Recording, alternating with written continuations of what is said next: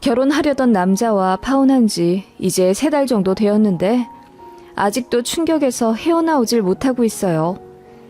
제대로 제 인생 말아 먹을 뻔했는데 저를 지옥 입구에서 구해준 전 남친 여동생에게 너무나 고마워하고 있고요. 제겐 1년 반 정도 사귄 남자가 있었습니다. 광역시에서 중학생들에게 영어를 가르치는 학원 강사였고 이 지역에서는 알아주는 능력자 선생님이었습니다. 저는 구청 다니는 공무원이고 업무상 자주 마주치는 거래처 사람으로부터 소개팅을 받아 만나게 된 겁니다. 이런 말 속물 같지만 정말 잘생겼더라고요. 유명 남자 연예인 권모 씨 닮은 외모에 학원 강사라 그런지 말도 정말 잘하고 자기 관리도 어찌나 잘하는지 적당한 근육에 몸에선 항상 향기가 났어요. 그런 사람이 첫 만남부터 저에게 반했다면서 적극적으로 대쉬하니 저도 모르게 홀랑 빠지게 된 것 같아요. 저에게 참 잘해주기도 했고요. 그렇게 보통의 연인들처럼 뜨겁게 연애했습니다. 1년 정도 만나가자 제 나이도 곧 30이 되어 가던 터라 남자 쪽에서 자연스럽게 결혼 이야기가 나오더군요. 저희 집에서도 그 사람 참 마음에 들어 했습니다. 싹싹하기도 했고 또 무엇보다 능력 있는 학원 강사라 돈도 많이 벌었거든요. 월 800만 원 이상 버는 사람이라고 했고 자기 인생에 확신이 있는 남자였습니다. 강사로 열심히 일하다가 5억 정도 자산을 모은 후에 동남아 유학 사업을 할 거라고 했습니다. 사업을 위해 거의 10년 전부터 동남아 현지에 가서 열심히 정보 구하고 지금도 2, 3개월에 한 번씩 동남아에 방문한다고 하더군요. 난 자신 있어. 동남아에 아는 인맥도 많고 이 분야에서 내 정보 금보다 귀하거든. 지금도 날 신뢰하는 학부모님이 많아서 사업체 차리기만 하면 성공이야. 서울에 가서 자리만 잡으면 돼. 자기야, 공무원 일하기 싫으면 언제든지 때려치고 나한테 기대도 돼. 나 정말 자신 있어. 나만 믿어. 말만으로도 저에게 안정감과 확신을 주던 그 남자를 어떻게 사랑하지 않을 수 있겠어요. 오랜 공무원 시험 끝에 합격하여 인생을 다 이뤘다 만족한 저로서는 그런 남자의 야망적이고 건설적인 인생관이 참 존경스러웠던 것 같아요. 그래서 프로포즈 받았을 때 정말 세상을 다 가진 듯 행복했고 눈물이 많이 없는 저인데 감동해서 펑펑 울었네요. 저희 부모님과 주변 사람들의 축하를 받으며 그렇게 결혼을 준비하기 시작했어요. 너무 행복했죠. 당시 예비신랑은 결혼 준비와 신혼집에 1억 2천 정도 넣을 수 있다고 했고 저는 공무원 합격한 지 2년이 채 안 되었기 때문에 모아둔 돈이 3천만 원 정도밖에 없는 데다 친정에서도 많이 도와주진 못한다고 해서 제 쪽에서는 5천만 원 들고 가는 게 다였어요. 천만다행으로 예비 시댁에서도 괜찮다면서 몸만 오라고 하셨다더군요. 자기야, 우리 엄마 아빠는 나한테 자기 이야기만 듣고 이미 며느리감으로 합격이라 하셔.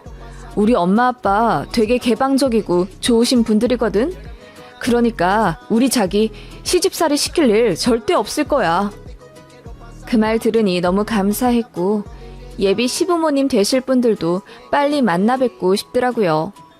저희 집에는 이미 예비 신랑이 2번 식사하러 왔었고 프로포즈 한 이후로 정식으로 인사를 한번 하러 왔던 상태였습니다.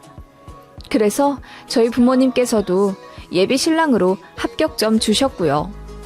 집안도 무난하고 외모 단정해 직업도 괜찮고 능력도 있는 데다 성실하고 저에게 잘해주기까지 하니 반대할 이유가 전혀 없었습니다. 이제 저만 가서 인사하면 되는데 예비 시댁에서 사업하느라 바빠서 좀처럼 시간이 안 난다고 하시더라고요.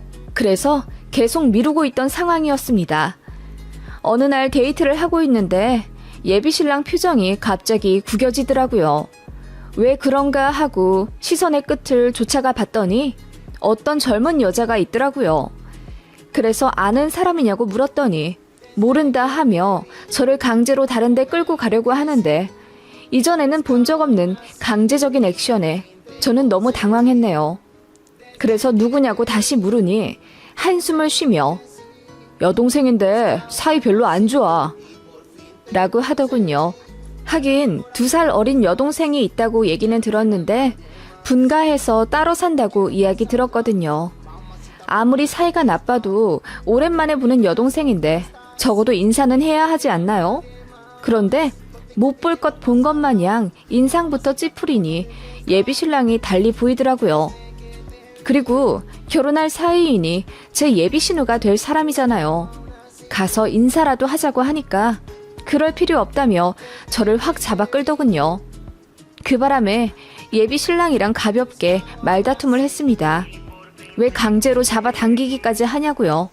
그랬더니 내 동생 또라이야. 네가 말 썩는 것도 싫어서 그래. 전현, 아니 쟤 허언도 심하고 입만 열면 구라가 줄줄 나와. 신우될 사람이라고 해서 잘해줄 필요도 없어. 그래서 그래. 라고 하며 해명하더군요. 저희를 어느새 예비 신우는 멀리서 다 지켜보고 있었고요. 예비 신랑은 급하게 저를 차에 태운 뒤 본인은 가슴이 답답하다며 담배 한 대 피우고 타겠다 하더군요. 저는 어쩐지 표현 못할 착잡함에 조수석에 가만히 앉아 있었고요.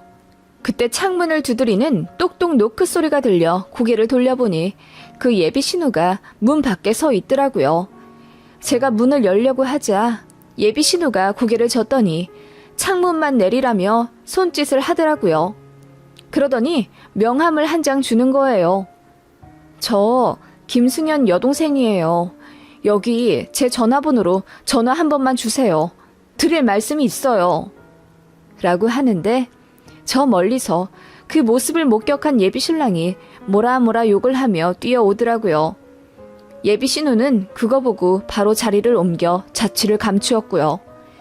예비 신랑이 씩씩대며 전 연이 뭐라고 했냐며 흥분하더라고요. 어쩐지 제가 알던 예비 신랑의 모습과 이질감이 느껴져 저도 모르게 예비 신우가 준 명함을 숨기고 말았습니다. 그냥 자기 여동생이라면서 인사하고 갔어. 그래? 뭐 명함 같은 거 준 거 없지? 그냥 인사만 했어? 그럴 필요도 없는데 쟤는 왜 자꾸 저러나 싶어. 만나봤자 이상한 소리나 할 테니까 쟤 신경도 쓰지 마. 대체 왜 그렇게까지 하는데? 동생이잖아. 자기 내가 아는 승현 씨 맞아? 여동생이랑 어느 정도로 심하게 싸웠길래 그렇게 욕까지 하는데. 미안해. 내가 피해를 많이 봐서 그래. 아무튼 쟤랑 엮여서 좋을 거 하나 없어. 그래서 연 끊고 사는 거야.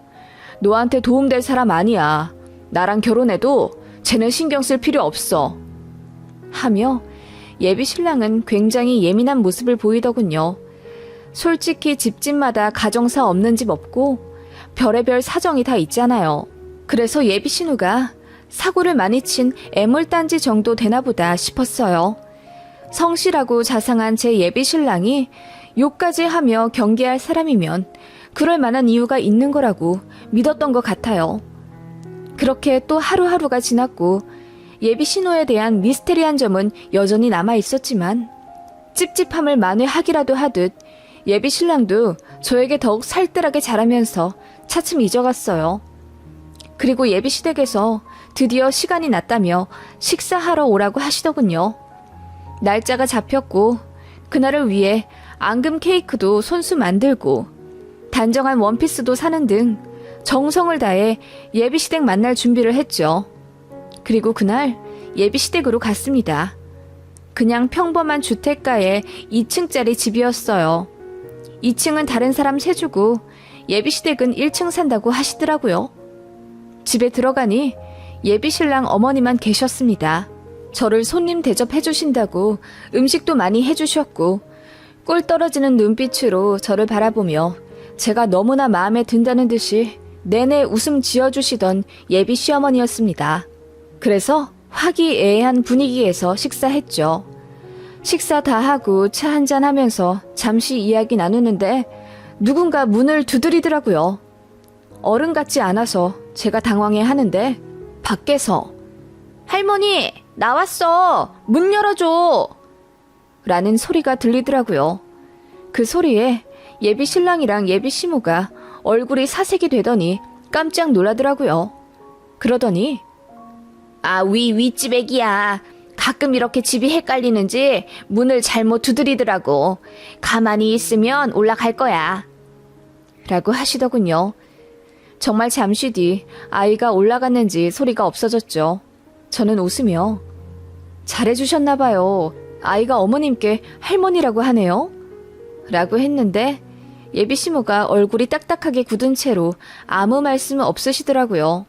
그렇게 다과까지 하고 가겠다 인사드리고 집을 나섰고 예비 신랑이 집에 들어가서 뭐 좀 가지고 온다고 저를 잠시 밖에 세워두었습니다. 기다리고 있는데 누군가가 갑자기 나타나 제 어깨를 톡톡 두드리더라고요. 전화 왜 안 주셨어요? 제가 할 말 있다고 했잖아요. 제가 소스라치게 놀라 돌아보니 몇 주 전 만난 예비 신우였습니다. 제가 뭐라 한마디 하려 하자 예비 신우가 주변을 돌아보며 조용히 하라는 듯이 제 입에 손가락을 대더니 핸드폰 좀 빨리 줘보래요. 그래서 얼떨결에 줬더니 거기다 자기 핸드폰 번호를 찍고 통화 버튼을 누르더라고요. 제가 전화하면 꼭 받아요. 그쪽 인생 망하기 싫으면. 이라고 한마디 하더니 또 호련히 사라지더군요. 뒤늦게 예비 신랑이 나왔지만 어쩐지 예비 신우 얘기를 하기 싫더라고요. 그래서 아무 일도 없었던 것처럼 그냥 어머니 너무 유쾌하시고 좋으시다. 나 마음에 들어 하시는 거 맞지? 라고 예비 신랑한테 말을 걸었죠. 어쩐지 소름이 오소소 돋는 듯한 느낌을 지우지 못한 채 그렇게 예비 신랑 동네에서 빠져나왔네요. 예비 신우한테 전화를 걸어볼까 며칠을 망설이던 와중 그쪽에서 먼저 전화가 오더군요. 우리 집 인사 갔죠? 정말 결혼할 거예요? 네? 네. 저 승현 씨 많이 사랑합니다. 결혼하지 마세요. 인생 망쳐요. 네? 아니 저번에도 인생 망할 거다 어쩐다 하시더니 대체 그게 무슨 말씀이세요? 제가 좀 들어볼 수 있을까요? 우리 오빠 애만 둘이에요. 윗집에 사는 그 아이가 우리 오빠 둘째 아들이에요. 첫째 아들은 동남아에 있어요.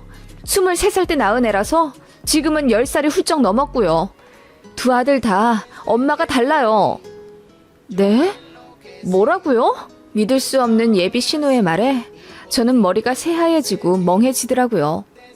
제 말 못 믿으시겠죠? 오빠가 그러죠. 제가 하는 말 다 뻥이라고. 혹시 정신 아프단 얘기는 안 했어요? 그쪽 전에 만나던 여자한테는 저 정신적으로 아픈 애라고 했다던데. 아니, 지금 이게 무슨 일인지 모르겠어요. 그러니까 오빠가 유부남이라는 사실이에요? 서류상으로는 깨끗해요. 애들도 오빠 호적에 올라가 있지 않으니 법적으론 총각이죠. 아니, 그런데 왜 저한테 그런 말씀을 하시는 거죠? 오빠잖아요. 하는 짓이 너무 못 같아서요. 내가 도저히 용서할 수가 없네요. 네? 아니... 그렇게 예비 신우는 자기 말 안 믿으면 제 인생이 고달파질 거라며 결혼하지 말라고 하더군요. 자기 말 안 믿고 그대로 자기 오빠랑 결혼하려다가 제대로 당하고 힘들어한 여자가 한둘이 아니라면서요. 그 말에 흔들린 건 사실이지만 그 예비 신우는 고작 2번 잠깐 본 사이이고 제가 알고 있는 제 예비 신랑은 1년 반이나 서로 정과 마음을 주고받은 사이이기 때문에 무턱대고 예비 신우 말을 믿을 순 없겠더라고요. 그리고 그 말도 너무 허무맹랑한 이야기인데다 예비 신랑이 저에게 미리 귀뜸해 주었던 예비 신우에 대한 말이 떠올라 쉽사리 신뢰가 가지 않았어요. 제가 갈팡질팡 혼란스러워하는 걸 꿰뚫어 보듯 예비 신우가 그러더라고요. 우리 동네 골목에 있는 천사 베이커리에 가보세요. 거기 알바하는 여자 하나가 있을 거예요.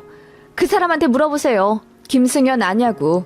아마 무지 당황할 겁니다. 자기 아들 친아빠니까요. 네? 그러면 그 여자가 승현 씨 전부인, 아니 승현 씨 아이의 엄마라는 거예요? 그럼